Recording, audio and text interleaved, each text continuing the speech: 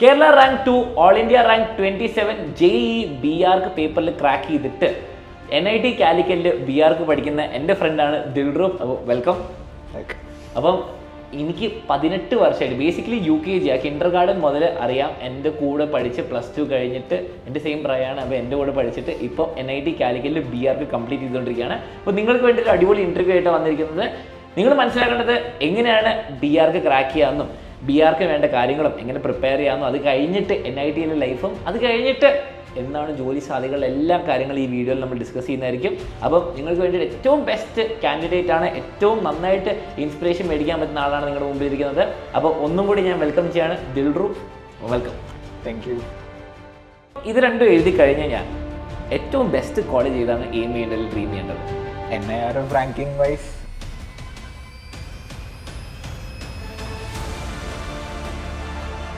രണ്ട് അടിപൊളി ഫെസ്റ്റ് ഉണ്ട് കാലിക്കറ്റിലുള്ളവർക്ക് എല്ലാവർക്കും. കാലിക്കറ്റിലും മിക്ക ആൾക്കാരും പോകും. രാഗം, തത്വ, 2 ഫെസ്റ്റിവൽ.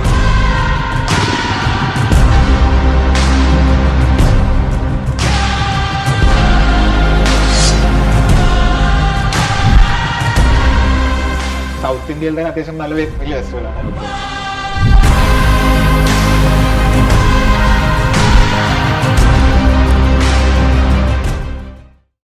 ഓക്കെ, അപ്പം ഫസ്റ്റ് ക്വസ്റ്റ്യൻ ഞാൻ ചോദിക്കുകയാണ്. ബേസിക്കലി എല്ലാവർക്കും അറിയണം. അപ്പം ഞാൻ കഴിഞ്ഞൊരു ഇൻ്റർവ്യൂവിൽ ഞാൻ ഇവരോട് പറഞ്ഞു കൊടുത്തിട്ടുണ്ടായിരുന്നു JEE പേപ്പർ 1 പേപ്പർ 2 തമ്മിലുള്ള വ്യത്യാസം. ഇപ്പം 2A 2B എന്നുണ്ട്.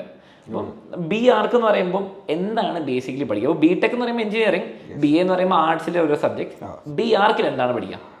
BARC ബേസിക്കലി വെച്ചാൽ ആർക്കിടെക്ചർ ആണ്. അപ്പോൾ ആർക്കിടെക്ചറിന് താല്പര്യമുള്ള ആൾക്കാർ അതെടുക്കാൻ പ്രിഫർ ചെയ്യും. ഓക്കെ, ബേസിക്കലി അതിനകത്ത് 3 സബ്ജക്ട്സ് ആണ് വരുന്നത്. എക്സാം വൈസ് നോക്കുകയാണെങ്കിൽ മാത്സ് ഉണ്ട്, ആപ്റ്റിറ്റ്യൂഡ് ഉണ്ട്, പിന്നെ ഡ്രോയിങ് ടെസ്റ്റ്. ഓക്കെ, ഇത് BARCന്റെ എൻട്രൻസ് എക്സാം. BARCന്റെ എൻട്രൻസ് എക്സാം. ഓക്കെ, നമ്മൾ കോഴ്സിന് പോവുകയാണെങ്കിൽ ലൈക്ക് ഇപ്പം ചിലപ്പോൾ നമ്മൾ വിചാരിക്കും വരയ്ക്കാൻ അറിയെങ്കിൽ മാത്രമേ പോകാൻ പറ്റുള്ളൂ. അങ്ങനെയില്ല. കാരണം ചിലപ്പോൾ അതിനൊരു അനാലിറ്റിക്കൽ സ്കിൽ ഉണ്ടെങ്കിൽ പറ്റുന്ന ഒരു സാധനമാണ് ആർക്കിടെക്ചർ. അപ്പം അങ്ങനെ വരയ്ക്കാൻ അറിയാൻ മാത്രം പോകേണ്ട നിർബന്ധമില്ല. വരയ്ക്കാൻ അറിയാൻ വിചാരിച്ച് പോകണമെന്ന് ആവശ്യമില്ല. അപ്പം അത് ക്ലിയർലി ഡിപ്പെൻഡന്റ് ഓൺ നമുക്ക് അതിന് ഇൻട്രസ്റ്റ് ഉണ്ടോ, ആർക്കിടെക്ചറിന് ഇൻട്രസ്റ്റ് ഉണ്ടോ, അല്ല അങ്ങനത്തെ സാധനങ്ങൾ ചെയ്യാൻ ഇൻട്രസ്റ്റ് ഉണ്ടോ എന്നൊക്കെ അനുസരിച്ചിട്ടായിരിക്കും. ഓക്കെ, അപ്പോൾ ദിൽറൂഫിന് ചെറുപ്പം മുതൽ അല്ലെങ്കിൽ ഒരു 10th കഴിഞ്ഞപ്പോഴേ ഉറപ്പുണ്ടായിരുന്നോ എനിക്ക് ആർക്കിടെക്ചർ അല്ലെങ്കിൽ ഇങ്ങനത്തെ ഫീൽഡിലേക്ക് പോകണമെന്ന്? ഡയറക്റ്റ് ഉറപ്പുണ്ടോ ചോദിച്ചാൽ അങ്ങനെ പറയാൻ. പക്ഷെ ഭയങ്കര ഡ്രോയിങ് സ്കിൽ. അപ്പം നേരത്തെ ഒരു ഇന്റർവ്യൂ കണ്ടിട്ട് ആന്റണീൻ്റെ അതേപോലെ തന്നെ എല്ലാവരും ഡയഗ്രാം വരച്ചു തരാൻ വേണ്ടിയിട്ട് എല്ലാ ഉടായ്പിനും ഏറ്റവും ബെസ്റ്റ് വരയ്ക്കാനുള്ള ആളാണ് ദിൽറൂഫ്. അപ്പം ഞങ്ങൾക്ക് വേണ്ടി ഡയഗ്രാം വരച്ചു തരാണെങ്കിലും എന്ത് വേണമെങ്കിലും അപ്പോൾ അടിപൊളിയായിട്ട് ഡൂഡിൽസ് ഒക്കെ വരയ്ക്കാനും ബെസ്റ്റ് ആളായിരുന്നു. അപ്പം അന്നേ അറിയാമായിരുന്നോ ആർക്കിടെക്ചർ വേണമെന്നോ അല്ലെങ്കിൽ സിമിലർ ഫീൽഡ്? ലൈക്ക് കോർപ്പറേറ്റ് ഒരു 9 to 5 ടിപ്പിക്കൽ ജോബ് ചെയ്യണ്ടെന്നുള്ള ഒരു ധാരണ. ലൈക്ക് എന്തെങ്കിലും ഒരു ആർട്ട് ക്രിയേറ്റിംഗ് സംതിങ് എന്നുള്ള ഒരു ഐഡിയോളജി ഉണ്ടായതുകൊണ്ടാണ് അങ്ങനെ എടുത്തത്. അപ്പം ആർക്കിടെക്ചർ വർക്ക്സ് ആ ഒരു ഫീൽഡിലാണ് ക്രിയേറ്റിംഗ് സംതിങ് ന്യൂ. അല്ലാതെ എല്ലാ സമയത്തും മോണോട്ടോണസ് വർക്ക് അല്ല. അപ്പം ആ രീതിയിൽ it's like a good profession to take. അത് നിങ്ങൾ എല്ലാവരും നോട്ട് ചെയ്തു. കുറച്ച് കഴിയുമ്പം എല്ലാവരും ലൈഫിൽ റിയലൈസ് ചെയ്യും. നിങ്ങൾ സിനിമയിലൊക്കെ കാണുന്നുണ്ടോ സിന്ദിഗി നാമിലേക്ക് ദുബാരിലേക്ക്? ബേസിക്കലി ഈ കോർപ്പറേറ്റ് ജോബ് എന്ന് പറയുമ്പോൾ ചിലപ്പോൾ നല്ല പൈസ കിട്ടും. പക്ഷെ ഇങ്ങനെ ഒരു കമ്പ്യൂട്ടറിന് മുമ്പിലിരുന്ന് ആ ഒരു ടൈപ്പ് ജോലിക്കിനെക്കാട്ടും നല്ലത് ഇങ്ങനെയൊക്കെ ആകുമ്പോൾ നിങ്ങളുടെ ക്രിയേറ്റീവ്നെസ് പുറത്തേക്ക് വരും. യെസ്, അത് വളരെ നല്ല ആൻസറാണ്. ഇനിയിപ്പം BARC പഠിച്ചാൽ മാത്രമാണോ ആർക്കിടെക്റ്റ് ആവുക അല്ലെങ്കിൽ വേറെ എന്തെങ്കിലും വഴിയുണ്ടോ? എനിക്കൊരു ആർക്കിടെക്റ്റ് ആവണമെങ്കിൽ BARC പഠിക്കണം. ആർക്കിടെക്ട് ആവണമെങ്കിൽ BARC പഠിക്കണം. നമുക്കിപ്പോൾ ഇന്റീരിയർ ഡിസൈൻ അങ്ങനത്തെ ഫീൽഡിലേക്കാണെങ്കിൽ ആർക്കിടെക്ചർ പഠിക്കണം നിർബന്ധമില്ല. ഒരു സാധാ ഡിഗ്രി എടുത്തതിന് ശേഷം ഒരു ഡിപ്ലോമ പോലത്തെ ഇന്റീരിയർ ഡിസൈനിൽ അങ്ങനെ എന്തെങ്കിലും ചെയ്താലും ആവാൻ പറ്റും. പക്ഷെ ബെസ്റ്റ് ഓപ്ഷൻ നോക്കുകയാണെങ്കിൽ ആർക്കിടെക്ചർ എടുക്കാം. കാരണം ഇപ്പം ബേസിക്കലി പറഞ്ഞാൽ ഇതെല്ലാം കുറച്ചൊക്കെ ഒരു ക്രിയേറ്റീവ് നമുക്ക് ഇഷ്ടം ഒരു എസ്തെറ്റിക് സബ്ജക്റ്റീവ് സാധനമാണ്. നാളെ പക്ഷെ എനിക്ക് വരയ്ക്കാൻ പറ്റില്ല ഒരു ബിൽഡിംഗ് അല്ല. ഡ്രോയിങ്സ് വരയ്ക്കണമെങ്കിൽ ആർക്കിടെക്ട് ആവണം വേണം. ഓക്കെ, പക്ഷെ എനിക്ക് ജസ്റ്റ് ഒരു ബോളിന്റെ പെയിന്റ് മാറ്റണമെങ്കിൽ ആർക്കിടെക്ട് ആവണം നിർബന്ധമില്ല. നമുക്ക് പോയി കടയിൽ പോയിട്ട് പറഞ്ഞാൽ മതി. ഒരു ഡ്രോയിങ് ഉണ്ടാക്കി സാധനം സൈറ്റിൽ കൺസ്ട്രക്ട് ആവണമെങ്കിൽ ആർക്കിടെക്ട് വേണം, അപ്രൂവൽ വേണം, ഡ്രോയിങ്സ് വേണം, എല്ലാം വേണം. റെഗുലേഷൻസ് ഉണ്ട്, സ്റ്റാൻഡേർഡ്സ് ഫോളോ ചെയ്യാൻ കുറെ ഉണ്ട്. ഓക്കെ, അപ്പം അങ്ങനെ ബിൽഡിങ്സ് ഉണ്ടാക്കാൻ താല്പര്യം ഉണ്ടെങ്കിൽ ആർക്കിടെക്ചർ ആവുന്ന എനിക്ക് ഏറ്റവും നല്ലത്. ഓക്കെ, അപ്പം ഇനി എല്ലാവർക്കും അറിയാൻ താല്പര്യമുള്ള ആള് ദിൽറൂഫ് എങ്ങനെയാണ് Kerala rank 2 all India rank 27 ഈ എക്സാമിന് മേടിച്ചത്? എന്തെങ്കിലും സീക്രട്ട് ഉണ്ടോ അല്ലെ എന്താണ് ചെയ്തത്? കുറച്ചൊക്കെ ഒരു ഭാഗ്യം ഉണ്ട്. പിന്നെ വേറെ പറഞ്ഞാൽ പ്രെഫറബിളി പ്രീവിയസ് ക്വസ്റ്റ്യൻസ് കുറെ നോക്കുക. Okay. ആപ്റ്റിറ്റ്യൂഡ് ഇതിലൊരു വളരെ ഇമ്പോർട്ടന്റ് ഫാക്ടറാണ്. Okay. 3 parts maths, aptitude, drawing. Maths എന്ന് പറയുമ്പോൾ നമ്മുടെ JEE level same maths same തന്നെ. അപ്പം ആ ജെഇന്റെ സ്റ്റഡി മെറ്റീരിയൽസും പ്രിപ്പറേഷൻ തന്നെ ചെയ്യും. ഓക്കെ. ജെയിൽ അത്യാവശ്യം മാത്സിൽ പെർഫോം ചെയ്യുമ്പോൾ ഇതിൽ നല്ല അഡ്വാൻറ്റേജ് ആയിരിക്കും. ഓക്കെ. കാരണം മാത്സിൽ if you have a good score അത് എന്തായാലും നല്ലോണം റിഫ്ലക്ട് ചെയ്യും. Yes yes. അപ്പം മാത്സ് സ്ട്രോങ് ഹോൾഡ് ഉണ്ടായിരിക്കുക. അപ്പം ഞാൻ നിങ്ങൾക്ക് വേണ്ടിയിട്ട് ഒരു ഡൗട്ട് ഒന്ന് ചോദിക്കാൻ വേണ്ടി, ഈ +1 +2 തന്നെ ഇത് പഠിക്കുകയാണോ നല്ലത്, അല്ലെങ്കിൽ റിപ്പീറ്റിന് വെയിറ്റ് ചെയ്യണോ നല്ലത്? +1 +2 ചെയ്യാൻ പറ്റുമെങ്കിൽ ചെയ്യാൻ പറ്റുന്നതാണ്. കാരണം സെയിം സിലബസ് ആണ്. സെയിം സിലബസ് ആണ്, വലിയ വ്യത്യാസമില്ല. Maths JEE paper level of questions same ആയിരിക്കും. ഓക്കെ. പക്ഷേ ആ ലെവൽ ഓഫ് കോമ്പറ്റീഷൻ ഇപ്പൊ ചില പേപ്പർ 1ന്റെ അത്രയുള്ള ഇതുള്ള മാത്സിലുള്ള ഉള്ള കുട്ടികളുണ്ടാവും. ഓക്കെ. കാരണം ജെഇ പേപ്പർ 1 എന്ന് പറയുമ്പോൾ 8, 10, 12, 15 ലക്ഷമാണ്. പേപ്പർ 2 പക്ഷേ ഇത്രയും നന്നായിട്ട് പഠിക്കുന്ന കുട്ടികൾ കുറവായിരിക്കും. മാത്സിന്റെ രീതിയിൽ ഫോക്കസ് ചെയ്യുന്നത്. അപ്പം മാത്സ് ഫോക്കസ് ചെയ്യാം, നമുക്കൊരു അഡ്വാൻറ്റേജ് കിട്ടുന്ന മാത്സ് ഫോക്കസ് ചെയ്യുന്നത് നല്ലതായിരിക്കും. ചാടിക്കറി ഡ്രോയിങ്ങിലേക്കൊന്നല്ല, മാത്സ് പ്രൈമറി. ഓക്കെ. പിന്നെ ഉള്ളത് ആപ്റ്റിറ്റ്യൂഡ്. ആപ്റ്റിറ്റ്യൂഡ് പറഞ്ഞാൽ ലൈക്ക് GK ആണ്, കുറെ അറിഞ്ഞിരിക്കണം. ഓക്കെ. അതിൽ ഒരു ആപ്റ്റിറ്റ്യൂഡ് പറഞ്ഞാൽ ഈ ഡ്രോയിങ് റിലേറ്റഡ് ആപ്റ്റിറ്റ്യൂഡ് ആണ്. അതിൽ അത്യാവശ്യം ആ ബേസിക്കലി എക്സാം ചെക്ക് ചെയ്യുന്ന വെച്ചാൽ എനിക്ക് ആ ഡ്രോയിങ്ങിലുള്ള ആപ്റ്റിറ്റ്യൂഡ് ഉണ്ടോ, ഒരു പാറ്റേൺ ഒന്ന് റെക്കഗ്നൈസ് ചെയ്യാൻ പറ്റും. 2 മലയും ആ സൂര്യനും വരച്ചാൽ പോരാ, ഇല്ല നല്ല എന്തെങ്കിലും വരയ്ക്കണം. അപ്പൊ ബേസിക്കലി പറഞ്ഞാല് എനിക്ക് ആ ഡ്രോയിങ്ങിലുള്ള ആപ്റ്റിറ്റ്യൂഡ് ഉണ്ടോ എന്ന് നോക്കും. പിന്നെ അതിനെ പറ്റിയുള്ള ഒരു ജനറൽ നോളേജ് ഉണ്ടോ എന്ന് നോക്കും. ഓരോ ബിൽഡിംഗ് ആരാ ഉണ്ടാക്കിയത്, അല്ലെങ്കിൽ അതിന്റെ ആർക്കിടെക്ട് ആരാ, അതിന്റെ സ്റ്റൈൽ ഏതാ, അങ്ങനത്തെ ക്വസ്റ്റ്യൻസ് വരും. അതൊരു ഇമ്പോർട്ടന്റ് ഫാക്ടർ ആണ്. ചെറിയ സെക്ഷൻ ആണ് തോന്നുന്നത്. ചെറിയ സെക്ഷൻ ആണ്. പക്ഷെ അതിൽ മിക്കവാറും എല്ലാവരും ഫുൾ അടിക്കും. PYQs ബേസ് ചെയ്തിട്ട് പഠിച്ചാൽ മതിയോ, അല്ലെങ്കിൽ പ്രീവിയസ് ഇയർ ക്വസ്റ്റ്യൻസ് ആണ് കൂടുതലും വരിക. പുതിയ എന്തെങ്കിലും വേൾഡിൽ ഉണ്ടാകുന്ന പുതിയ എന്തെങ്കിലും നമ്മൾ അപ്ഡേറ്റഡ് ആയിരിക്കണം. കൂടുതൽ അങ്ങനത്തെ ക്വസ്റ്റ്യൻസ് ഉള്ളൂ. അത് പഠിക്കുക, അതിൽ എല്ലാവർക്കും ഏകദേശം ഫുള്ള് കിട്ടും. പിന്നെ ഡ്രോയിങ് പറഞ്ഞ സെക്ഷൻ കുറച്ച് സബ്ജക്റ്റീവ് ആണ്. അതിന് ലൈക്ക് ഓക്കെ ഇന്ന കറക്റ്റ് ആൻസർ പറഞ്ഞ സാധനം ഇല്ല. എങ്ങനത്തെ ടൈപ്പ് ക്വസ്റ്റ്യൻ വരിക, അതിന് പ്രിപ്പയർ ചെയ്ത് പോകാൻ പറ്റുമോ? ഇല്ല, അതാണ് അത് കുറച്ച് ഭാഗ്യമല്ല, നമ്മളുടെ കഴിവും ഇതുപോലെയാണ്. കാരണം അതിന് ഓക്കെ ഇതാണ് ആൻസർ കീ, കറക്റ്റ് ആൻസർ അങ്ങനെ ഒരു സാധനം ഇല്ല. തെറ്റ് റോങ് ഇല്ല. കാണുന്ന ആൾക്ക് ഇഷ്ടമായ നല്ലത്. അപ്പൊ അതുപോലെ അപ്പം ക്വസ്റ്റ്യൻസ് വൈസ് ഇപ്പം ചില സമയത്ത് ലൈക്ക് എന്തെങ്കിലും സീൻ വരയ്ക്കാൻ പറയാം. ലൈക്ക് ഇന്ന ഒരു ടാസ്ക് ചെയ്യുന്ന ഒരു പെർഫോം ചെയ്യുന്ന അങ്ങനത്തെ സീൻ എന്തെങ്കിലും വരയ്ക്കാം. ഇപ്പൊ അല്ലെങ്കിൽ ഞാൻ എക്സാം ചെയ്യുന്ന സമയത്ത് portrait of someone you like or question ഉണ്ടായിരുന്നു. വേറെ സീക്രട്ട് ആരോടും പറയില്ല, പക്ഷെ അത് വരച്ചു കിട്ടി. അത് പ്രിപ്പയർ ചെയ്ത് പോയാൽ ഇതായിരിക്കും, അങ്ങനെ നിർബന്ധമൊന്നുമില്ല. പ്രീവിയസ് ഇയർ ക്വസ്റ്റ്യൻസ് ആണ് ബെസ്റ്റ്. ഡ്രോയിങ്ങിന്റെ കേസിൽ പ്രിപ്പറേഷൻ പറഞ്ഞാൽ ഡ്രോയിങ് സ്കിൽസ് ഇമ്പ്രൂവ് ചെയ്യാം, വേറെ ഒന്നും ചെയ്യാനില്ല. അപ്പൊ ഈ ആപ്റ്റിറ്റ്യൂഡും ഡ്രോയിങ് സ്കിൽസും രണ്ടും പറഞ്ഞാൽ ഇതിലേക്ക് എക്സാം എഴുതാൻ വരുന്ന ലൈക്ക് നല്ല ഇൻട്രസ്റ്റോട് വരുന്ന ആൾക്കാരാണെങ്കിൽ അവർ ലൈക്ക് പ്രോപ്പർലി എല്ലാം എക്വിപ്ഡ് ആയിരിക്കും. അപ്പം അഡ്വാൻറ്റേജസ് പറഞ്ഞാൽ നിങ്ങൾക്ക് ഇപ്പൊ ഡ്രോയിങ്ങിൽ അത്ര വീക്കാണ് നിങ്ങൾക്ക് തോന്നുകയാണെങ്കിൽ മാത്സിൽ you can focus. Maths if you have a good ഇതാണെങ്കിൽ you will get a very good rank. Maths നല്ല മാർക്ക് കിട്ടിയ പിന്നെ ഇത് ക്ലിയർ ആയിക്കോളും. യെസ്. അപ്പം ട്രൈ ഇപ്പൊ ബാക്കി വീക്കാണ് തോന്നുകയാണെങ്കിൽ മാത്സ് നല്ലോണം ഫോക്കസ് ചെയ്യുക, നല്ല അഡ്വാൻറ്റേജ് ഉണ്ടാക്കും. അപ്പോൾ ഓൾ ഇന്ത്യ റാങ്ക് 27 എടുത്തെന്ന് കേട്ടത്. അപ്പം കൃത്യമായിട്ട് നോട്ട് ചെയ്ത് വെച്ചാൽ മാത്സ്, ഞാൻ നേരത്തെ ഇന്റർവ്യൂവിൽ പറഞ്ഞത് മാത്സ് ഇസ് വെരി ഇമ്പോർട്ടൻറ്റ്. അപ്പം അതുപോലെ തന്നെ ഡ്രോയിങ് ഒക്കെ നിങ്ങൾക്ക് പ്രാക്ടീസ് ചെയ്യാം, അല്ലെങ്കിൽ യൂട്യൂബിലൊക്കെ നോക്കി പഠിക്കാം. പിന്നെ എനിക്കൊന്ന് ബേസിക്സ് അറിഞ്ഞാൽ മതി. ബേസിക്സ് അറിഞ്ഞാൽ മതി ബേസിക്കലി. ഓക്കെ, ബേസിക് അറിഞ്ഞാൽ മതി. അപ്പം അങ്ങനെ നിങ്ങൾക്ക് പ്രിപ്പയർ ചെയ്താൽ ഡെഫിനറ്റ്ലി നല്ല റാങ്ക് മേടിക്കാം. അപ്പോൾ നമ്മൾ ജെഇ പേപ്പർ 2നെ പറ്റി ഡിസ്കസ് ചെയ്തു ഓൾ ഇന്ത്യ ലെവലിൽ. ഇപ്പോൾ ജെഇ പേപ്പർ എഴുതിയാൽ എവിടെയാണ് അഡ്മിഷൻ കിട്ടുക? ജെഇ പേപ്പർ മെയിൻലി വെച്ചാൽ സെൻട്രൽ യൂണിവേഴ്സിറ്റീസ് ആയിട്ടും NITs, SPAs അങ്ങനത്തെ യൂണിവേഴ്സിറ്റിയിലേക്കാണ് ജെഇ ഫോക്കസ് ചെയ്യുന്നത്. അതുപോലെ വേറൊരു എക്സാം ഉണ്ട് നാറ്റ എന്ന് പറഞ്ഞിട്ട്. അത് ബേസിക്കലി വെച്ചാൽ നിങ്ങൾക്കിപ്പം പ്രൈവറ്റ് ഇൻസ്റ്റിറ്റ്യൂട്ട്സ്, സെപ്റ്റ് പോലത്തെ പ്രൈവറ്റ് വെരി ഗുഡ് ഇൻസ്റ്റിറ്റ്യൂട്ട്, അങ്ങനത്തെ ഇൻസ്റ്റിറ്റ്യൂട്ട്സ് അല്ലെങ്കിൽ ഗവൺമെന്റ് ഇൻസ്റ്റിറ്റ്യൂട്ട്സ് ഉണ്ട് കേരളത്തിലൊക്കെ. ഇപ്പം CET, TKM അങ്ങനത്തെ കോളേജിലൊക്കെ കിട്ടണമെങ്കിൽ നാറ്റേൻ്റെ ആവശ്യമുണ്ട്. സോ പ്രിപ്പയറിംഗ് ഫോർ ആർക്കിടെക്ചർ ആണ് രണ്ടും എഴുതണം. സെയിം സിലബസ് ആണ്, ഓൾമോസ്റ്റ് സിലബസ് ആണ്. നാറ്റ പറഞ്ഞാൽ കുറച്ചും കൂടി, നാറ്റേനകത്ത് maths is not that hard. Maths is level പറയുന്നത്, maths is way more easier. അപ്പം അതിൻ്റെ അകത്ത് പറഞ്ഞാൽ ഡ്രോയിങ്ങും ആപ്റ്റിറ്റ്യൂഡും കുറച്ചും കൂടി ഹയർ ഫോക്കസ്ഡ് ആണ്. അപ്പം ആ ഒരു മെയിൻ ഡിഫറൻസ് ആണ് ജെഇ ഇതിന്റെയും നാറ്റേന്റെയും ലെവൽ. ഓക്കെ, അപ്പം നാറ്റ എഴുതിയാൽ നമുക്ക് സ്റ്റേറ്റ് ലെവൽ കോളേജസും പ്രൈവറ്റ് കോളേജസ് ആൻഡ് സെപ്റ്റ് പോലത്തെ കോളേജ് ആൻഡ് ജെഇ പേപ്പർ. അപ്പം എഴുതുമ്പോൾ രണ്ടും എഴുതണം ഡെഫിനറ്റ്ലി. ഓക്കെ, ഇനിയിപ്പം ഇത് രണ്ടും എഴുതി കഴിഞ്ഞാൽ ഞാൻ ഏറ്റവും ബെസ്റ്റ് കോളേജ് ഏതാണ് എയിം ചെയ്യേണ്ടത്, ഡ്രീം ചെയ്യേണ്ടത്? അപ്പം NIRF ranking wise NIT Calicut ഞാൻ ഇപ്പോൾ പഠിക്കുന്ന college like one of the top colleges. It's a very good college. പിന്നെ CET ഓക്കെ അതും നല്ല കോളേജാണ്. കേരളയിൽ വരുന്ന വേറെ കോളേജ്. അപ്പൊ കേരളയിലെ ടോപ്പ് വരുന്നത് NIT CET ആണ്. Okay okay. പിന്നെ ഉള്ളത് ഈ SPA പോലത്തെ colleges, school of planning and architecture. ഡൽഹിയിലുണ്ട്, വിജയവാഡ ഉണ്ട്. അതൊക്കെ ലൈക്ക് നല്ല കോളേജ്, പേര് കേട്ട കോളേജസ് ആണ്. പ്രൈവറ്റ് പോവാണെങ്കിൽ ലൈക്ക് പ്രൈവറ്റിൽ ലൈക്ക് ടോപ്പ് കോളേജ് പറഞ്ഞാൽ സെപ്റ്റ് ടോപ്പ് കോളേജ്. പിന്നെ വേറെ കോളേജസ് ഉണ്ട്. ഇപ്പം മണിപ്പാലത്ത് ആർക്കിടെക്ചർക്ക് അത്യാവശ്യം നല്ലതാണ്. പ്രൈവറ്റിലും you have options in every. ഇനിയിപ്പം ഈ കോളേജസ് ഒക്കെ പറഞ്ഞു, ഈ അടിപൊളി കോളേജ് എന്ന് പറയുമ്പം ആർക്കിടെക്ചറിൽ എന്താണ് അതിന്റെ മീനിങ്? ലൈക്ക് ഇപ്പം ഫോർ എക്സാമ്പിൾ IIT എഞ്ചിനീയറിംഗ് ചെയ്യണം എന്ന് പറയും, എയിംസിൽ ഡോക്ടർ ആണെങ്കിൽ ചെയ്യണം എന്ന് പറയും. ഈ പറഞ്ഞ ഇപ്പം NIT കാലിക്കറ്റ് ആണ്, എന്തുകൊണ്ട് ഒരാൾ ഇവിടെ എയിം ചെയ്യണം? എന്താണ് അവിടുത്തെ എന്താണ് ദിൽറൂമിന് തോന്നിയ ഒരു ബെസ്റ്റ് ഫീച്ചേഴ്സ്? ഇപ്പോൾ ഒരു ടെക്നിക്കൽ കോളേജ് പോലെ അല്ല ഒരു ആർക്കിടെക്ചർ കോളേജ്. ടെക്നിക്കൽ കോളേജ് നോക്കുക, നമ്മളിപ്പോൾ IITയും സാധാ കോളേജും മെഷർ ചെയ്യുന്നത് അവിടുത്തെ ടെക്നിക്കൽ ഫെസിലിറ്റീസ് അല്ലെങ്കിൽ ഇൻഫ്രാസ്ട്രക്ചർ അത് വെച്ചിട്ടായിരിക്കും. ഇത് ഡയറക്ട്ലി അങ്ങനെ കമ്പയർ ചെയ്തിട്ട് കാര്യമില്ല. ഫെസിലിറ്റിയും ലാബും ആയിരിക്കില്ല, അതായിരിക്കില്ല. ഇപ്പം NIT വെച്ചാൽ faculties are very good. So mainly focus പറഞ്ഞാൽ ആർക്കിടെക്ചർ ആയിട്ടും ബെസ്റ്റ് പഠിക്കാൻ വേണ്ടി വെച്ചാൽ ഫ്രം ദ ടീച്ചേഴ്സ്.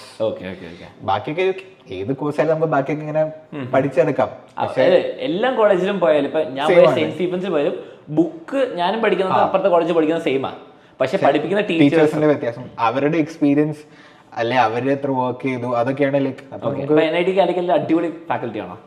കുറെ എക്സ്പീരിയൻസ് ഉള്ള വർഷത്തെ എക്സ്പീരിയൻസ് ഉള്ള ആൾക്കാരാണ്. NIT പണ്ട് REC ആയിരുന്നു. അപ്പൊ ആ സമയത്ത് അവിടെ പഠിച്ച ആൾക്കാർ ഇറങ്ങി അവർ IIT പോയി PhD എടുത്തു. Like very experience in there respective fields. അപ്പം മെയിൻലി ഫോക്കസ് ഓൺ ഫാക്കൽറ്റീസ് ആണ്. സോ ഈ കോളേജസിൽ നിന്നൊക്കെ അടിപൊളി ആക്കുന്ന വെച്ചാൽ ഫാക്കൽറ്റീസ് ആണ്. പിന്നെ അവരുടെ വർക്ക് എക്സ്പീരിയൻസ്. ഇൻഡസ്ട്രിയിൽ വർക്ക് ചെയ്ത ഒരാൾക്ക് എന്തായാലും വർക്ക് ചെയ്യാത്ത ഒരാളെക്കാട്ടി എന്തായാലും എക്സ്പീരിയൻസ് ഉണ്ടാവും. അപ്പൊ അങ്ങനത്തെ ആൾക്കാർ ബേസിക്കലി ഈ ഫാക്കൽറ്റീന്റെ അടുത്ത് നിന്ന് ഇറങ്ങി വന്നാന്ന് പറയുമ്പോൾ തന്നെ ഒരു വെയിറ്റ് ഉണ്ടാവും. നമുക്ക് കുറച്ച് നോളജ് കിട്ടും. നമുക്ക് എന്തായാലും നമുക്ക് ഒരു ഇൻഡസ്ട്രിയിൽ ഏത് കോഴ്സ് ആയാലും ഇൻഡസ്ട്രിയിൽ പോകുന്നതിന് മുമ്പുള്ള നോളജ് കിട്ടുന്നത് നല്ലതാണ്. MBA നോക്കിയാൽ IIMs ഒക്കെ ഗുഡ് ആവുന്നത് അവരുടെ ഫാക്കൽറ്റീസ് എക്സ്പോഷർ.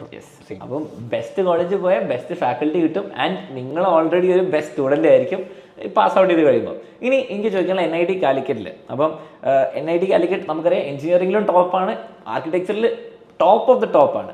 ഇപ്പം ദിൽറൂമിൻ്റെ NIT ലൈഫ് എങ്ങനെ ഉണ്ടായിരുന്നു? എന്താണ് പെട്ടെന്ന് ആലോചിക്കുമ്പോൾ ഓക്കെ ഈ കോളേജ് അടിപൊളിയാണെന്ന് പറയാൻ തോന്നുന്ന കാര്യങ്ങൾ? ഇപ്പോൾ കുട്ടികൾക്ക് കോളേജ് ലൈഫിനെ പറ്റിയൊന്നും അറിയില്ല, അപ്പോൾ അവർ എന്താണ് അവരുടെ ഡ്രീം ചെയ്യേണ്ടത്? കോളേജ് ഇഷ്ടല്ലേ? ഡെഫിനറ്റ്ലി എനിക്കറിയാം, ഞാൻ ഓരോ കഥകൾ കേൾക്കുന്നതല്ലേ. ഓക്കെ, ഫൈൻ കോളേജാണ്. ലൈക്ക് വെറും പഠിത്തം മാത്രമല്ല, like you have a lot of extra curricular activities. NIT പ്രത്യേകിച്ച് ആകുമ്പോൾ കേരളയിൽ ഏറ്റവും കൂടുതൽ ലൈക്ക് ഈ ഫെസ്റ്റിവൽസ് നടക്കുന്ന വൺ ഓഫ് ദ കോളേജസ് ആണ്. 2 അടിപൊളി ഫെസ്റ്റ് ഉണ്ട് കാലിക്കറ്റിലുള്ളവർക്ക്. കാലിക്കറ്റിൽ മിക്ക ആൾക്കാരും പോകും. രാഗം, തത്വ, 2 festival.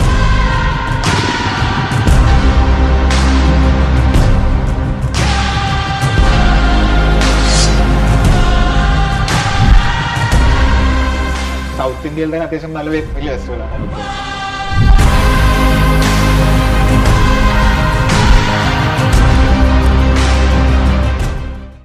So you have a lot of activities. അല്ലാതെ പഠിക്കുന്ന അല്ലാതെ കുറെ ആക്ടിവിറ്റീസ് ഉണ്ട്. പിന്നെ ആർക്കിടെക്ചറിൽ മാത്രമായിട്ട് ഞങ്ങൾക്ക് വേറൊരു ഫെസ്റ്റ് ഉണ്ട്, ADC ഒരു ഫെസ്റ്റ് ഉണ്ട്. സോ അത് നടത്തുന്നത് നമ്മൾ സ്റ്റുഡൻസ് ആണ് നടത്തുന്നത്. അതിലെന്താ നടക്കുക? ഇവന്റ്സ് പോലെയാണല്ലേ?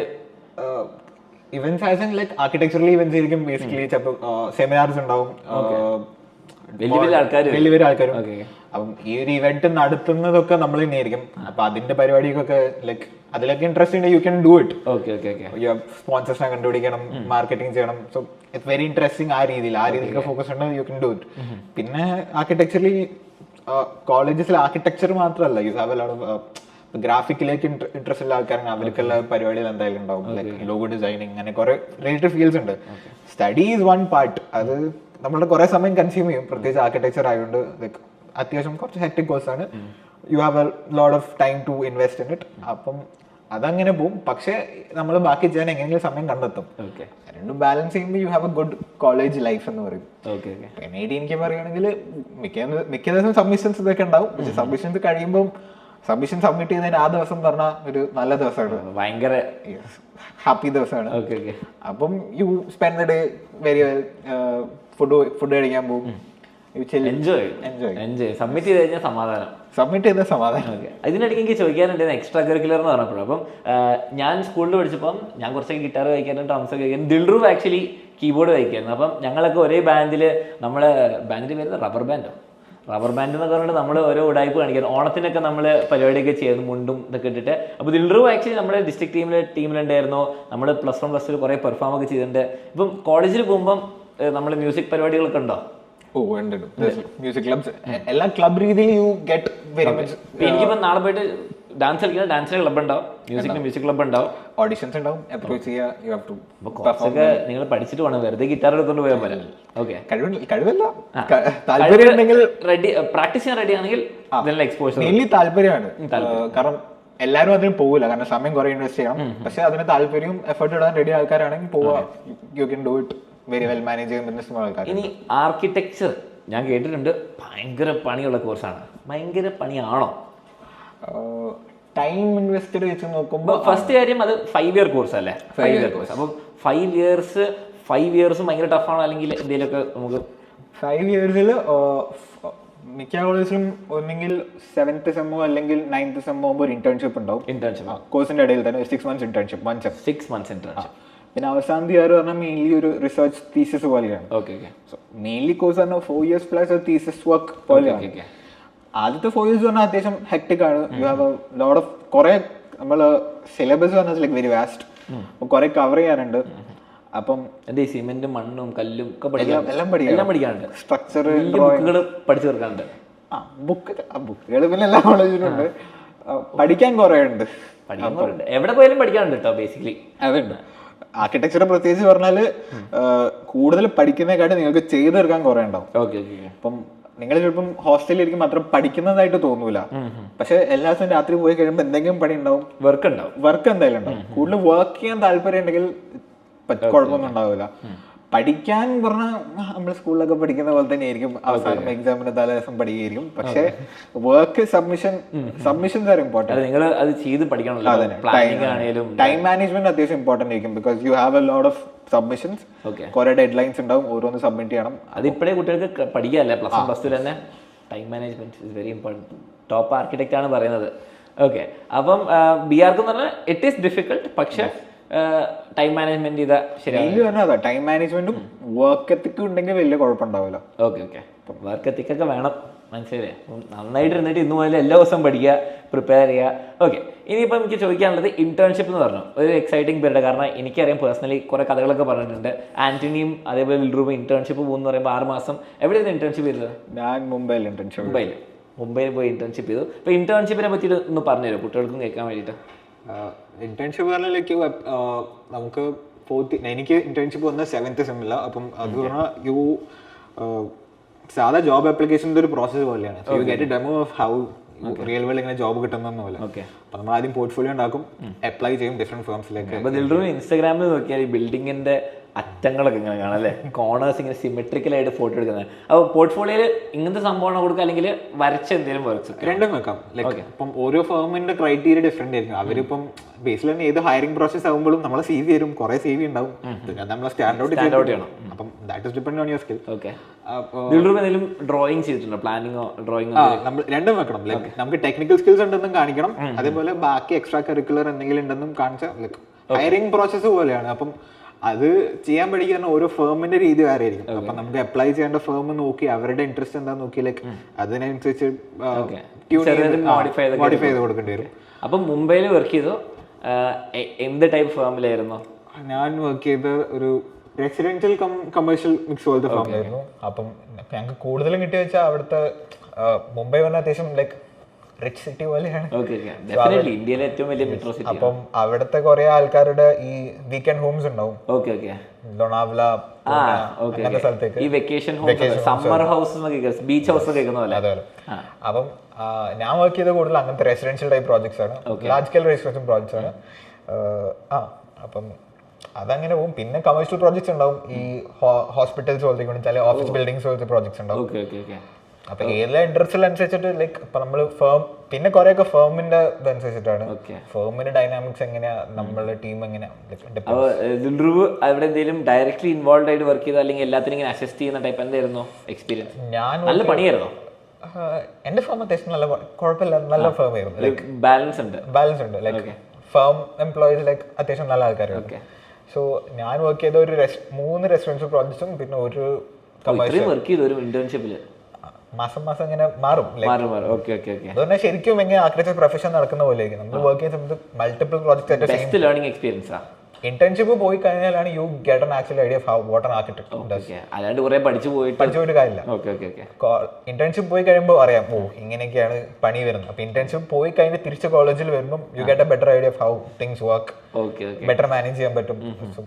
ഇന്റേൺഷിപ്പ് ഗുഡ് തിങ്, വലിയൊരു ഇമ്പോർട്ടൻറ്റ്. പണ്ടൊക്കെ ഇന്റേൺഷിപ്പ് പറഞ്ഞാൽ കുറച്ചുകൂടി എക്സ്റ്റെൻഡഡ് പീരീഡ് ആയിരുന്നു. ഇപ്പോൾ 6 മാസമാണ്. 6 മാസം. ഓക്കെ, മുംബൈയിൽ നല്ല അടിപൊളി എക്സ്പീരിയൻസ് ആയിരുന്നു. ഓക്കെ. ഇനിയിപ്പം എല്ലാവർക്കും അറിയാനുള്ളത് ഇപ്പോൾ നമ്മൾ ഏത് കോഴ്സ് ചെയ്യുമ്പോഴും ഒന്നെങ്കിൽ ഫെർദർ സ്റ്റഡീസ് ചെയ്യാം അല്ലെങ്കിൽ ജോബ് ഓപ്പർച്യൂണിറ്റീസ് നോക്കാം. ഇപ്പോൾ BArch കഴിഞ്ഞാൽ പൊതുവേ ഒരാൾ ഇപ്പം ദിൽറുവ് ഇപ്പം പേഴ്സണലി എന്താണ് പ്ലാൻ ചെയ്യുന്നത്? ഇപ്പം ജോലി നോക്കുകയാണോ അല്ലെങ്കിൽ മാസ്റ്റേഴ്സ് MArch എടുക്കുകയാണോ, വേറെ എന്തെങ്കിലുമൊക്കെ ഉണ്ടോ പ്ലാൻ? ഏത് പ്രൊഫഷണൽ കോഴ്സ് കഴിഞ്ഞ പോലും you can go for either MBA ഒക്കെ വേണേൽ പോവാം, അല്ലെങ്കിൽ ആർക്കിടെക്ചർ ആണ് MArch പോവാം. പിന്നെ പ്ലാൻ ഉണ്ട്. ഓക്കെ. അത് മറ്റേ ഈ സിറ്റി പ്ലാനിങ്, അർബൻ പ്ലാനിങ്ങിലൊക്കെ. സോ ഡിപ്പെൻഡിങ് ഓൺ ദാറ്റ് അങ്ങനെ പോവാം. ഐ പേഴ്സണലി എനിക്ക് കുറച്ചാലും ജോബ് ചെയ്ത് കഴിഞ്ഞിട്ട് പിന്നെ നോക്കാന്ന്. പിന്നെയും പഠിക്കാം. കുറെ ആൾക്കാർ എങ്ങനെ വെച്ചാൽ കുറെ ആൾക്കാർ വർക്ക് ചെയ്യും, അതിനുശേഷം അവര് മാസ്റ്റേഴ്സ് എടുക്കും, അതിന്റെ പിന്നെ PhD എടുക്കാൻ വരും. പിന്നെ ഞങ്ങളുടെ കോളേജിൽ തന്നെ കുറെ ടീച്ചേഴ്സ് പറഞ്ഞാൽ അവർ PhDക്ക് വന്ന ആൾക്കാർ. അപ്പം ഡിപ്പെൻഡ്സ് ഓൺ അതിൽ പിന്നെ കുറെ സ്പെഷ്യലൈസേഷൻ ഫീൽഡ്സ് ഉണ്ട്. ഇപ്പം urban planning, conservation, sustainable architecture, അങ്ങനെയൊക്കെ കുറച്ച് സ്പെഷ്യലൈസേഷൻ. ആർക്കിടെക്ചർ ഒരു പിക്ക് ഉണ്ടാവും അല്ലേ? ദിൽറുവിന് എന്തെങ്കിലും സ്പെസിഫിക് താല്പര്യം ഉണ്ടോ? ഹോസ്പിറ്റൽസ് അല്ലെ വീടുകളല്ലേ? ഇപ്പം അങ്ങനെ നോക്കിയിട്ടില്ല. ജോലി കയറുമ്പോൾ ഫിഗർ ഔട്ട് മാറും ചെറുതായിട്ട്. അപ്പം ഇപ്പം NIT പോലെ ഇപ്പം NIT എന്ന് പറയുമ്പോൾ ടോപ്പ് കോളേജാണ് കാലിക്കറ്റിൽ വരുന്നത്. അപ്പം ഇനി ഇവിടുന്ന് ജോബ് കിട്ടാൻ സിമ്പിൾ ആണോ അല്ലെങ്കിൽ സ്വന്തം ഹണ്ട് ചെയ്ത് പോകണമെങ്കിൽ പ്ലേസ്മെന്റ്സ് ഉണ്ട്? ഇപ്പോൾ IITs അല്ലെങ്കിൽ IIMസിലൊക്കെ പ്ലേസ്മെന്റ്സിന് വരും. ഇതുപോലെ വരുമോ? അങ്ങനത്തെ ഒരു സംഭവം ഉണ്ടോ അല്ലെങ്കിൽ നമ്മൾ കണ്ടുപിടിക്കണം? പ്ലേസ്മെന്റ് ഉണ്ട്.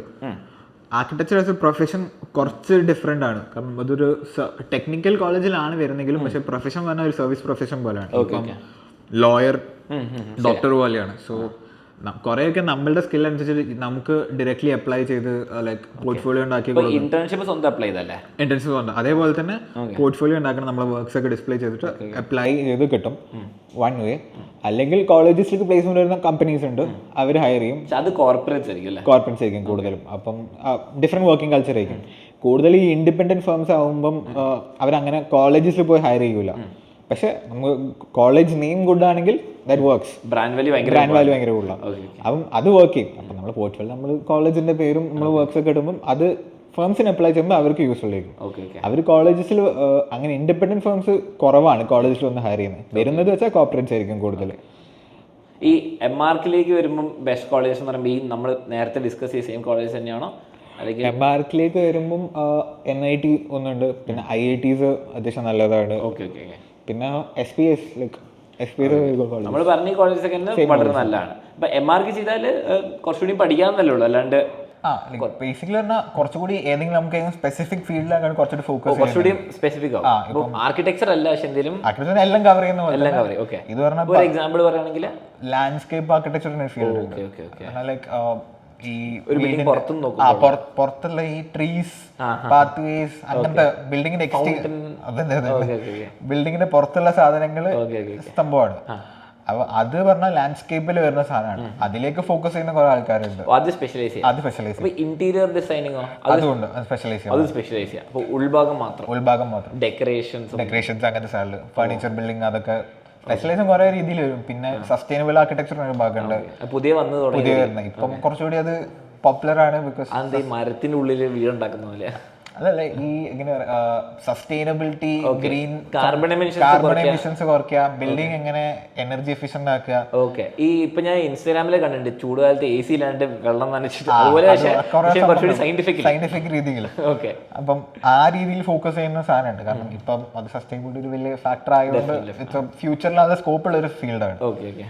മെറ്റീരിയൽ സയൻസ് കുറെ ബേസിക്കലി പിന്നെ ഫീൽഡ്സ് ഉണ്ട്. അത് സ്പെഷ്യലൈസ് ചെയ്യണമെങ്കിൽ സ്പെഷ്യലൈസ് ചെയ്യുകയാണെങ്കിൽ കൂടുതൽ ആൾക്കാരും സ്പെഷ്യലൈസ് ചെയ്താൽ പിന്നെ അപ്ലൈ ചെയ്യുമ്പോൾ ജോബ്സ് ഡിഫറെന്റ്. ഡയറക്ട്ലി ഫേംസിൽ പോവില്ല, ലൈക്ക് ചിലപ്പം കോർപ്പറേറ്റ്സിൽ കിട്ടാൻ എളുപ്പമായിരിക്കും, പുറത്തേക്ക് പോകാൻ നല്ലതായിരിക്കും. ഓക്കെ ഓക്കെ, പുറത്തേക്ക് പോകുന്ന നല്ല സ്കോപ്പ് ഉണ്ട് ഈ സംഭവം. ഇന്ത്യയിൽ പഠിച്ചിട്ട് ഞാൻ പുറത്ത് പോയിട്ട് എനിക്ക് ജോലി അങ്ങനെയൊക്കെ കേൾക്കാറുണ്ടോ?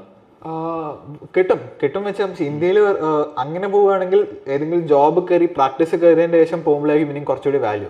കാരണം കോളേജിന്റെ ഡയറക്ട്ലി വാല്യൂവിനെക്കാട്ടി അങ്ങനെ പുറത്തേക്ക് എടുക്കുമ്പോൾ നമ്മളുടെ വർക്ക് എക്സ്പീരിയൻസിന്റെ മുകളിൽ എടുക്കാം.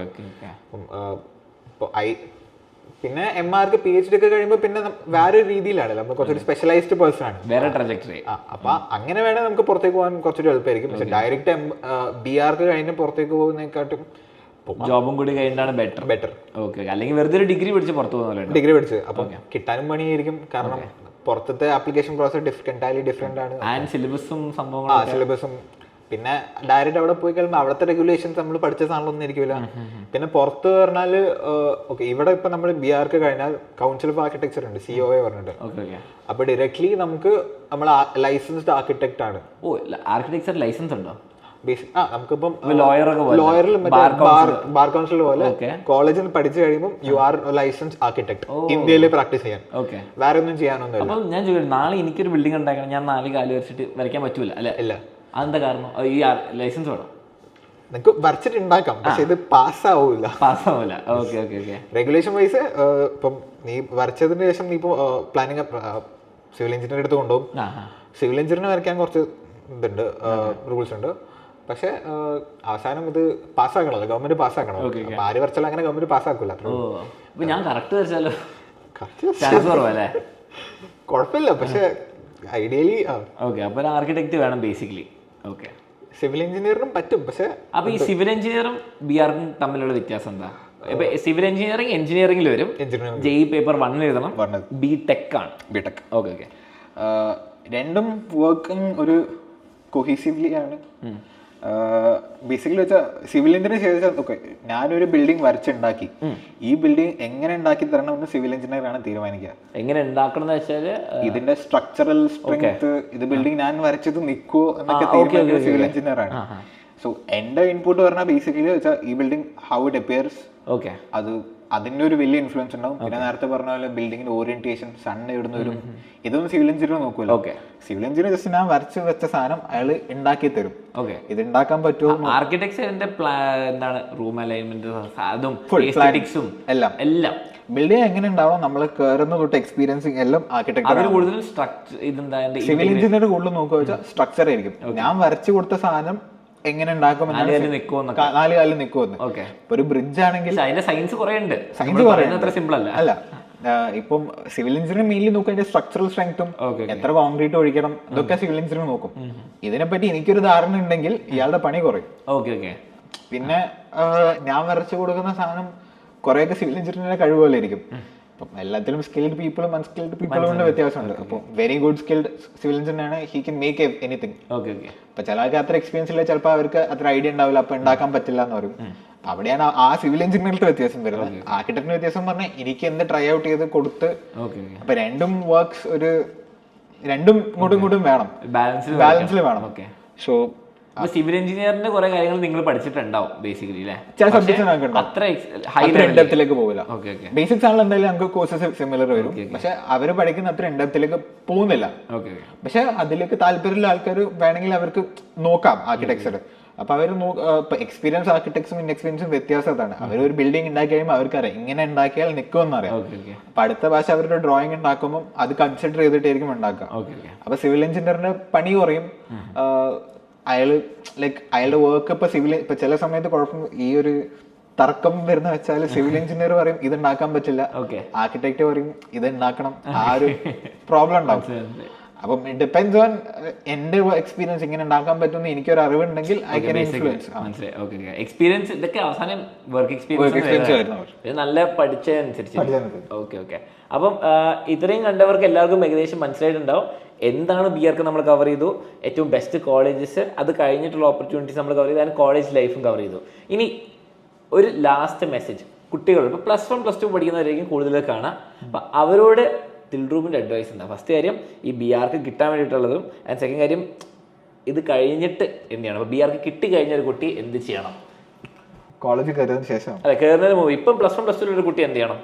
ഓക്കെ. ഇപ്പം ഇത് പ്ലാൻ ചെയ്യുന്നുണ്ട്. ഇപ്പം ചിലവർക്ക് കുറച്ച് ഐഡിയ ഉണ്ടാവുള്ളൂ. ഞാൻ ഇപ്പം ബി ആർക്കിന് പോവാം, ചിലപ്പം എക്സ്പ്ലോർ ചെയ്യായിരിക്കും, ചിലവർക്ക് ഉറപ്പുണ്ടാവും. അപ്പം ഇവരൊക്കെ എന്താണ് ഇപ്പം ചെയ്യേണ്ടത്? ഓക്കെ, ഇപ്പം രണ്ട് രീതിയിലുള്ള ആൾക്കാർ ഏത് കോഴ്സിലായാലും വരും. ഒന്ന് ഭയങ്കര പാഷനേറ്റ് ഉള്ള ആൾക്കാരും, പിന്നെ ചിലപ്പോൾ അത്ര പാഷൻ ആവില്ല, but then they are good at it. Okay okay. അപ്പം ഇപ്പൊ ഒരു +1 +2 കുടിക്ക് ചിലപ്പം ഓക്കെ ഫ്യൂച്ചറിൽ ഞാൻ 10 വർഷം കഴിയുമ്പോൾ എന്താവണം എന്നുള്ള അത്ര ഒരിക്കലും ഉണ്ടാവില്ല. പക്ഷെ ചിലപ്പോൾ ചില ഇൻട്രസ്റ്റ്സ് ചിലപ്പോൾ ഈ കോഴ്സായിട്ട് അലൈൻ ചെയ്യും. ഇപ്പൊ ബിടെക്കിനോട് ചിലപ്പോൾ അലൈൻ ചെയ്യുന്നുണ്ടാവില്ല, പക്ഷെ ബി ആർക്കില് ഇപ്പം ഈ ഡ്രോയിങ് ആയിട്ടും ആർക്കിടെക്ചർ സൈഡും ചിലപ്പോൾ അലൈൻ ചെയ്യുന്നുണ്ടാവും. ഒരിക്കലും 100% ആർക്കും പറയാൻ പറ്റില്ല.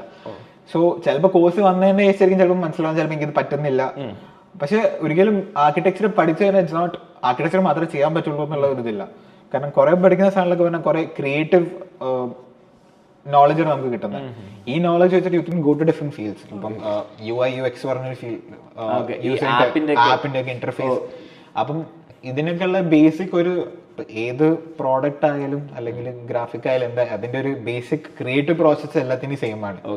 അപ്പൊ അത് ആർക്കിടെക്ചറിൽ പഠിച്ചാലും ഇപ്പം BA ആർട്സ് എടുത്ത് പഠിച്ചാലും അതെന്തായാലും എല്ലാവരും പഠിക്കും. അപ്പം UI UX പോലത്തെ ഫീൽഡിൽ പോകാൻ പറ്റും, അല്ലെങ്കിൽ ഗ്രാഫിക് ഡിസൈനിന് പോകാൻ പറ്റും. കുറെ എമർജിങ് കുറെ ഫീൽഡ്സ് ഉണ്ട്, നിർബന്ധമില്ല. സോ അങ്ങനെ ഇപ്പം ബി ആർ കഴിയുമ്പോൾ ചിലപ്പോൾ കോഴ്സിന്റെ ഇടയിലേക്ക് മനസ്സിലാവും എനിക്ക് ഇതിലേക്ക് കുറച്ചുകൂടി താല്പര്യമുണ്ട്. അപ്പൊ അങ്ങനെ എക്സ്പ്ലോർ ചെയ്യാൻ പറ്റുന്ന കുറെ ആൾക്കാരുണ്ട്. ആപ്പ് രീതിയിലേക്ക് പോകാൻ പറ്റും. പിന്നെ ഇപ്പൊ പുതിയ AI ഇതൊക്കെ വരുമ്പം അതും കൂടി സ്റ്റഡീസിന്റെ കോളേജസ് ഡയറക്ട്ലി അഡാപ്റ്റ് ചെയ്തിട്ടില്ലെങ്കിലും that becomes a part of the studies. അപ്പം അതും വെച്ചിട്ട് ചെയ്യാം. പിന്നെ ഈ വിഷ്വലൈസേഷൻ പറഞ്ഞൊരു ഫീൽഡ് ഉണ്ട്. ഈ ഇപ്പം ബിൽഡിങ്ങിന്റെ ഒക്കെ ഗ്രാഫിക്സ് ഒക്കെ ആനിമേഷൻ പോലത്തെ ഗ്രാഫിക്സ് ചെയ്യുന്ന 3D ആണ്. അതൊരു ഫീൽഡ് പോലെയാണ്. അപ്പൊ അതിലേക്ക് അതിലേക്ക് പോവാം. പിന്നെ പ്രോഡക്റ്റ് ഡിസൈൻ ചെയ്യാൻ പറ്റും, കാരണം പ്രിൻസിപ്പിൾസ് സെയിം ആണ് ആർക്കിടെക്ചറിൽ പഠിക്കുന്നത്. കാരണം മേക്കിംഗ് സംതിങ് ഫ്രം സ്ക്രാച്ച് ആണ്. അത് തന്നെയാണ് ഈ പ്രോഡക്റ്റ് ഡിസൈനിലേക്കും വരുന്നത്. അപ്പൊ അതിലേക്ക് വേണമെങ്കിൽ ആർക്കിടെക്ചർ കുറെ ഫീൽഡ്സ് ഉണ്ട്. ബ്രാഞ്ച് ഔട്ട് ചെയ്യാൻ പറ്റുന്നത്. അപ്പോൾ in case B arc difficult ആണെന്ന് തോന്നുന്നതാണ് നിങ്ങളുടെ സ്റ്റൈൽ, അല്ലെങ്കിൽ ഇങ്ങനെ കുറെ ഓപ്ഷൻസ് ഉണ്ട്. ലൈക്ക് എക്സ്പ്ലോർ ചെയ്ത് കണ്ടുപിടിച്ചിട്ട് ലൈക്ക് ചിലപ്പോൾ അതിലേക്ക് പാഷൻ ഉണ്ടാവും. അപ്പം it's not like one lane and blue B arch എടുത്ത് കഴിഞ്ഞാൽ അങ്ങനെയല്ല. കുറെ ഈ ക്രിയേറ്റീവ് ഫീൽഡ്സിലേക്കാണ് കൂടുതലും. കാരണം ടെക്നിക്കൽ അല്ല, പക്ഷെ ക്രിയേറ്റീവ് ഫീൽഡ്സിലേക്ക് കുറെ ബ്രാഞ്ച് ഔട്ട് ചെയ്യാൻ കുറെ പോസിബിലിറ്റീസ്. അതല്ലാണ്ട് ഇപ്പം MBA എടുത്ത് അങ്ങനെ പോകാൻ പറ്റും. ഇപ്പം കമ്പനീസിന്റെ ഈ പ്രോജക്ട് മാനേജേഴ്സ് ആ പൊസിഷനിലേക്ക് ആർക്കിടെക്ചർ ഇൻഫർമേഷൻ പിന്നെ BIM മോഡലിംഗ്. അപ്പം ഡയറക്ട്ലി BIM മോഡലിംഗ് എനിക്കറിയില്ല. ബേസിക്കലി വെച്ചാൽ ബിൽഡിംഗ് ഇൻഫർമേഷൻ മോഡലിംഗ് പറയും. പണ്ട് പറഞ്ഞാൽ ഞാൻ ഇവിടെ വരച്ച് ഇത് പേപ്പർ എടുത്ത് ഞാൻ സിവിൽ എഞ്ചിനീയറിന്റെ ഓഫീസിൽ കൊണ്ടുപോയി കൊടുത്ത് ഇതെല്ലാം കൂടി ഒന്നിച്ച് നടക്കുന്ന കുറെ സോഫ്റ്റ്വെയർസ് ഒക്കെ ഒന്നിച്ച് ഇപ്പൊ ഉണ്ട്. BIM പറഞ്ഞിട്ട് ബേസിക്കലി ഒറ്റ സോഫ്റ്റ്വെയറിൽ തന്നെ ആർക്കിടെക്ചറിനും വർക്ക് ചെയ്യാം, സിവിൽ എഞ്ചിനീയറിനും വർക്ക് ചെയ്യാം, എല്ലാവർക്കും ഒന്നിച്ച് വർക്ക് ചെയ്യാം. ഇതിലേക്ക് എമർജിംഗ് ഫീൽഡ് ആണ്. അപ്പൊ അതിന്റെയൊക്കെ പ്രോജക്ട് മാനേജേഴ്സ് MBA എടുത്ത ആൾക്കാരൊക്കെ ആയിരിക്കും. കുറെ സ്കോപ്പ് ഉണ്ട് ബേസിക്കലി. അപ്പം നിങ്ങൾ ബി ആർക്ക് എടുത്തു കഴിഞ്ഞിട്ട് നിങ്ങൾ നോട്ട് ജസ്റ്റ് ബി ആർക്ക്, വേറെയും കുറെ ഓപ്ഷൻസ്. ഇനിയിപ്പം ബി ആർക്ക് എടുത്തു കഴിഞ്ഞ ഒരു കുട്ടികളുടെ മെസ്സേജ്, ബി ആർക്കിന് പ്രിപ്പയർ ചെയ്യുന്ന കുട്ടിക്ക് നേരത്തെ പറഞ്ഞു കഴിഞ്ഞാൽ ആയാലും കുഴപ്പമില്ല, പക്ഷെ എന്താണ് ഒരു കുട്ടീനോട് പറയാനുള്ള സീക്രട്ട്? ഓൾ ഇന്ത്യ റാങ്ക് മേടിച്ച് ഇത്ര അടിപൊളിയായിട്ടുള്ള ആളുടെ അടുത്ത് നിന്ന് ചോദിക്കുന്നത്. അപ്പം എന്താണ് കുട്ടികൾ ശ്രദ്ധിക്കേണ്ടത്? ടൈം മാനേജ്മെന്റും വർക്ക് എത്തിക്കും ഉണ്ടെങ്കിൽ എടുക്കുക. അതില്ലാതെ എടുത്താൽ കുറച്ച് ബുദ്ധിമുട്ടും. സോ പ്രെഫറബിളി ഇപ്പോൾ നമ്മൾ പഠിക്കുമ്പോൾ തന്നെ അത് മാനേജ് ചെയ്യാൻ നോക്കുക. ടൈം മാനേജ്മെന്റ് ലൈക്ക് ഒരു സബ്മിഷൻ ഉണ്ടെങ്കിൽ തീർക്കാൻ നോക്കുക. ലൈക്ക് എക്സ്റ്റൻഷൻ ആ ഒരു പോസിബിലിറ്റി അല്ലാതെ ആ സബ്മിഷൻ തന്നെ തീർക്കാൻ പറ്റുന്നത്ര തീർക്കുക. കാരണം ടൈം എപ്പോഴും ലൈക്ക് നമുക്ക് പറ്റുന്നത്രേ ചെയ്യാൻ പറ്റില്ല. അല്ല പെർഫെക്റ്റ് അല്ല, പക്ഷെ ആ ടൈമിന് തീർക്കാൻ പറ്റുന്ന ആ ഒരു ഫോക്കസിലേക്ക് മാറുക. അതൊരു നല്ല ഇമ്പോർട്ടൻറ്റ് സ്കില്ലാണ് അല്ലേ? അപ്പം നിങ്ങളിപ്പോൾ ഇന്ന് ടൈം ടേബിൾ ഉണ്ടാക്കി പഠിക്കുകയാണ്, ഇന്ന് പഠിച്ചില്ലെങ്കിൽ നാളെ മുതൽ ബി ആർക്കിന് പഠിക്കണ്ട. അത്ര സ്ട്രിക്റ്റ് അല്ലെങ്കിലും നിങ്ങൾ ഇപ്പം നേരത്തെ ആന്റണീൻ്റെ ഇന്റർവ്യൂവിലും ഞാൻ ഡിസ്കസ് ചെയ്ത് തന്നെയാണ് ടൈം മാനേജ്മെന്റും ഡെഡ് ലൈൻ സബ്മിഷൻസും ഒക്കെ. അപ്പം നല്ലോണം ടൈം മാനേജ്മെന്റ് ചെയ്യാൻ പഠിച്ചോ, അങ്ങനെയാണെങ്കിൽ എന്താണെങ്കിലും ബി ആർക്കും കിട്ടും, പേപ്പറും ക്രാക്കി. അതേപോലെ ബി ആർക്ക് കഴിഞ്ഞിട്ട് ഇമ്പോർട്ടൻ്റ് ആയില്ലേ? ഓക്കെ. അപ്പം എല്ലാ ടോപ്പിക്സും കവർ ചെയ്തെന്ന് തോന്നുന്നു. അപ്പം എനിവേസ് ഇത്രയും നേരം സ്പെൻഡ് ചെയ്ത ദിൽറൂബിനും കാലിക്കറ്റിലെ NIT കാലിക്കറ്റിലെ ഇത്രയും അടിപൊളിയായ ഒരു സ്റ്റുഡൻറ്റിന് താങ്ക് യു. അപ്പം ഭാവിയിൽ വലിയ ആർക്കിടെക്ട് ആകാൻ പോകുന്ന ആൾക്കാരാണ്. അപ്പോൾ എന്തെങ്കിലും ഡൗട്ട്സ് ഉണ്ടെങ്കിൽ നിങ്ങൾ കമൻറ്റ്സ് അറിയിക്കുക. ഇനി ഇങ്ങനത്തെ വീഡിയോസിന് വേണ്ടി ആവശ്യമുണ്ടെങ്കിൽ ഡെഫിനറ്റ്ലി പറയാം. അപ്പം ബി ആർക്കിനെ പറ്റിയിട്ട് എല്ലാം നിങ്ങൾ മനസ്സിലാക്കി വിചാരിക്കുന്നു. So all the best for your B arc journey. JEE paper 2 ആണ്, അടിപൊളിയായിട്ട് കറക്റ്റ്. അത് കഴിഞ്ഞിട്ട് നിങ്ങളും ഒരു ദിവസം എൻ്റെ കൂടെ ഇവിടെ വന്നിട്ട് ഇൻ്റർവ്യൂ തരിക. അപ്പം ഇത്രയും നേരം ടൈം സ്പെൻഡ് ചെയ്താൽ thank you Dilroof. Thank U.